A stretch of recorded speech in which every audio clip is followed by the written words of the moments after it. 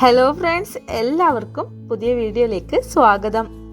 കടല കൊണ്ട് നല്ല ഹെൽത്തി ആയിട്ടുള്ളൊരു ഈവനിങ് സ്നാക്സ് ആണ് ഇന്ന് തയ്യാറാക്കുന്നത്. 6 മണിക്കൂർ മുമ്പ് കടല പൊതിരാൻ വെച്ചിട്ടുണ്ടായിരുന്നു. 1 കപ്പ് കടലയാണ് എടുത്തിട്ടുള്ളത്. നന്നായിട്ട് പൊതിർന്നിട്ടുണ്ട്. വെള്ളമൊക്കെ വാർത്തെടുത്ത കടലയാണിത്. ഇനി ഇത് മിക്സിയുടെ ജാറിലേക്ക് ഇട്ട് കൊടുക്കാം. ഇനി ഇതിലേക്ക് 2 പച്ചമുളക്, കൂടുതൽ എരിവാണെന്നുണ്ടെങ്കിൽ 1 പച്ചമുളക് കൂടി എക്സ്ട്രാ ചേർത്ത് കൊടുത്താൽ മതി. കുറച്ച് മല്ലിയില, ഒരു ചെറിയ കഷ്ണം ഇഞ്ചി തൊലി കളഞ്ഞത്,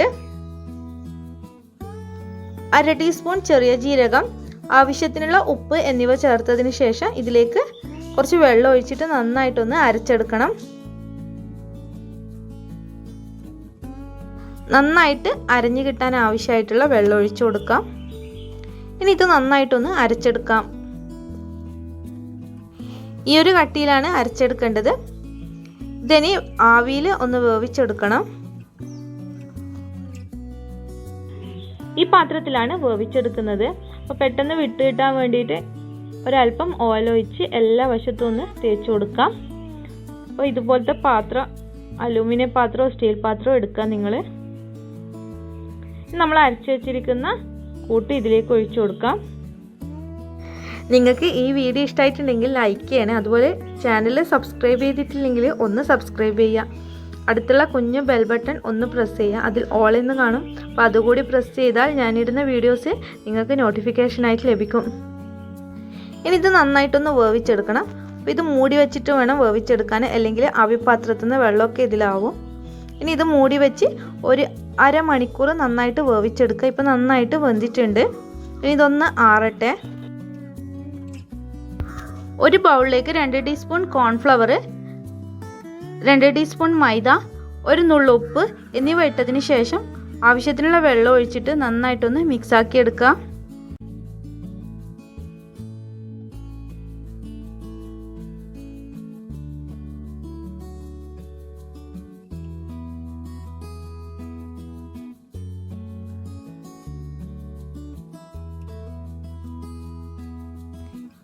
ഈ ഒരു ലൂസിലാണ് തയ്യാറാക്കേണ്ടത് മിക്സ്.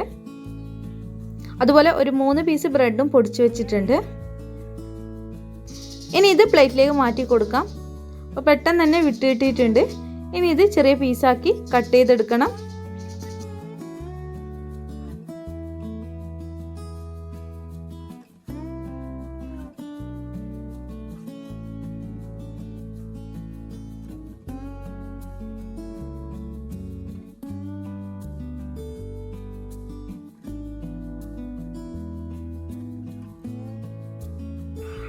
മുഴുവനും ഞാൻ കട്ട് ചെയ്തെടുത്തു.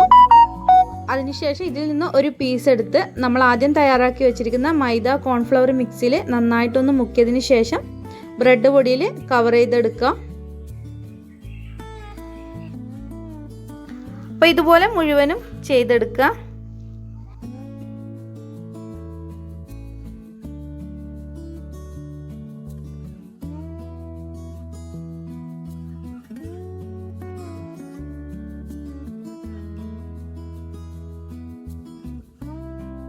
അപ്പോൾ മുഴുവനും ചെയ്തെടുത്തിട്ടുണ്ട്. ഇനി ഇത് ഫ്രൈ ചെയ്തെടുക്കണം. ഓയിൽ നന്നായിട്ട് ചൂടായിട്ടുണ്ട്. ഇനി നമുക്ക് ഇത് പൊരിച്ചെടുക്കണം. അപ്പോൾ മീഡിയം ഫ്ലെയിമിൽ വെച്ചിട്ട് നന്നായിട്ട് പൊരിച്ചെടുക്കാം.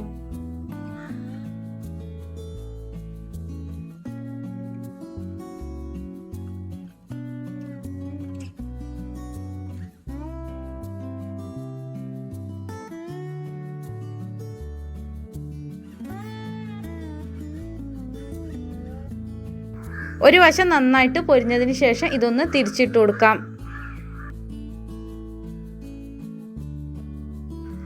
ഇപ്പോൾ 2 വശവും നന്നായിട്ട് പൊരിഞ്ഞിട്ടുണ്ട്. ഇനി ഇത് കോരി മാറ്റാം.